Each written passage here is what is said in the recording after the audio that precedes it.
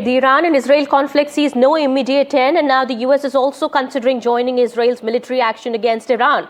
The US possesses the powerful bunker-busting bomb, which is the only weapon capable of destroying Iran's deeply buried nuclear facilities, making it President Donald Trump's weapon of choice if he chooses to militarily back Israel. Well, the 30,000-pound warhead is capable of penetrating 200 feet underground before exploding. And we understand in less than a week, the Israeli army has taken out Iranian military commanders and damaged numerous surface installations. However, there has been no damage reported at Fordow, which is a uranium enrichment plant south of Tehran. Unlike the Isfahan site or the Natanz site in central Iran, Fordow is buried deep underground beyond the reach of Israeli bombs. Well, we'll get into the details of this. My colleague Parmeshwar Bawa first gets you this report on the GBU-57 bunker buster that we're talking about here. Take a look. It's 30,000 pounds of pure power.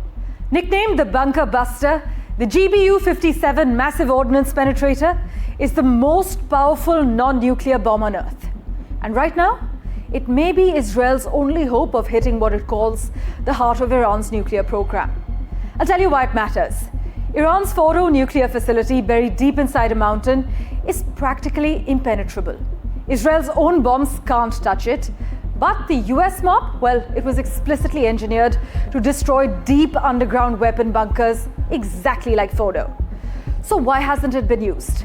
Because the massive ordnance penetrator doesn't sit in Israeli hangars. It's American-only tech, deployed by the stealth B-2 Spirit bomber, a weapon platform that only the US controls. Israeli officials say the elimination of Fordow is non-negotiable, but dropping this bomb in a real war has never been done before. And according to US military experts, it would take not one, but two of these dropped in the exact same spot to do the job. So is America willing? Well, Trump says Iran still wants talks, but also warns it's getting very late. And if talks collapse, he says a strike could be on the table. The US military, in fact, silent in public but ready to execute if ordered. So one American bomb, one Iranian nuclear site, and one Israeli red line that could drag the United States into full-blown war. The real story isn't just this bomb, it's who pulls the trigger and what happens next. All right, well, to talk about it, retired Air Marshal R.G.K. Kapoor, former Air Officer Commander-in-Chief, Central Air Command, joins us on the broadcast here. Also, we have IAF Veteran Group Captain Ajay Alawa joining us on the broadcast here. Thank you so much to both of you gentlemen for being with us here on NDTV. Retired Air Marshal R.G.K. Kapoor, if I could come to you first, sir.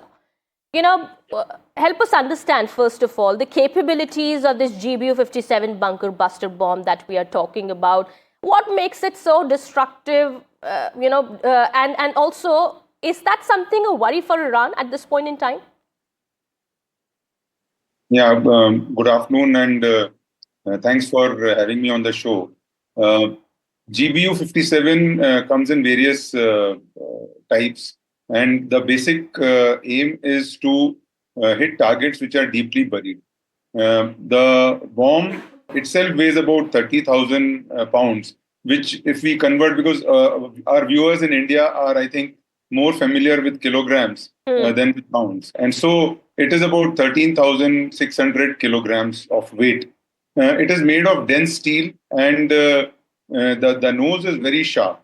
The fact is that the bomb, once it is released, falls vertically down.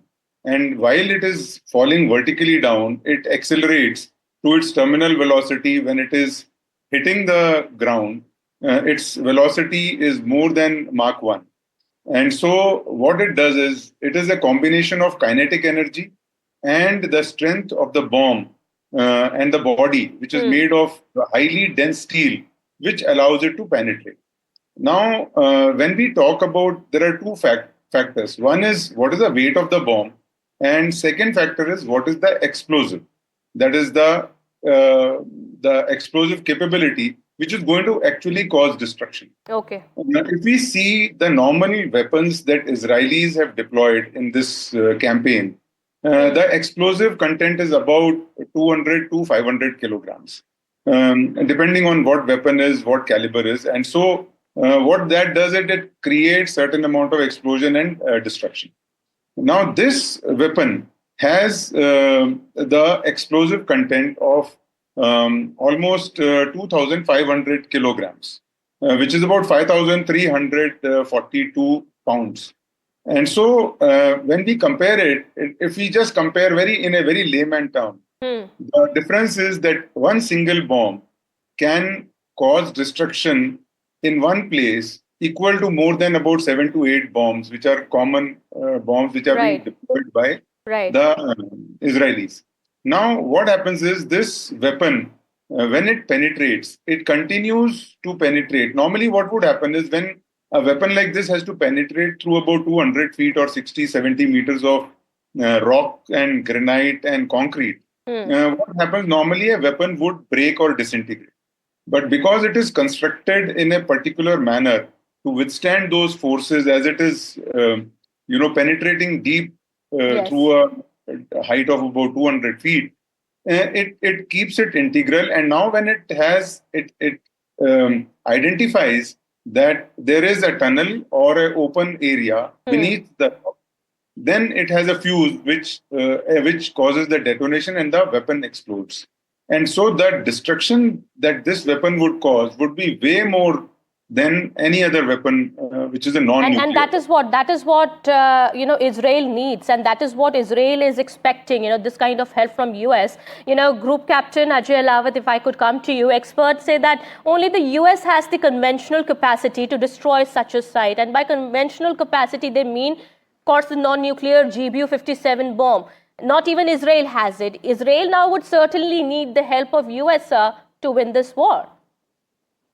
See, most certainly, the only non-nuclear weapon that can penetrate that further down the surface of the Earth is GBU-57, which is also called MOP, Massive Ordnance Penetrator, as the Air Marshal before me has given you a certain specification of the weapon. The only country that has it is US, and in US too, the only aircraft that can carry is B-2. They have 19 of them. As reported, 5 of them have moved to Diego Garcia. So it's not just the taking the bomb to the target. The entire mission has certain complexities as well. Probably the B-2 will get airborne from Diego Garcia. They are specially modified B-2. They can carry 2 each, and the bomb can penetrate, as per the figures given, is about 200 feet. The Fordow site is 300 feet. So they will need to hit right at the same point to penetrate and to reach the centrifuges. So there are a lot of complexities. The B-2 cannot go supersonic, although it can fly till 50,000 feet. So most likely they'll fly this mission at night, using the stealth features to avoid being detected and hit. They will run a lot of risk because Iran certainly knows this strike is coming and they will be prepared for it. We also are given to understand, as per sources, that the US is now exploring ways to strike Iran's underground nuclear targets without escalating into a full-blown war. I mean, that is their aim, sir. But do you think would America actually go ahead with this mission? This is something that's never been done before. You see, the basic issue here is that this war started on the single objective, that is to denuclearize Iran. If Iran has to be denuclearized, having destroyed its Natanz and Isfahan facilities, which do fair amount of uranium enrichment, the biggest number of centrifuges now lie in Fordow. So till the time Fordow is the most advanced nuclear facility of Iran. Till the time this facility is not neutralized, Iran's capability of weaponizing the uranium will always be available. And so the objective of this entire war, which has gone on for now 6-7 days, will not be achieved. And so in case either Iran doesn't take a call, because if you see, President Trump had given them 2 months of time. That 2 months have gone. Right. So it is just a question of time that this facility will have to be neutralized to ensure that Iran does not have capability to, convert uranium into weapon grade and create a nuclear bomb.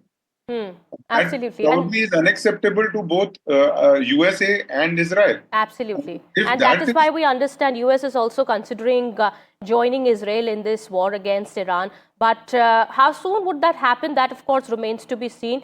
Well, the complexities of which we understand are still unknown. Meanwhile, thank you so much, Air Marshal R.G.K. Kapoor and Group Captain Ajay Alawat, for joining us here on the broadcast.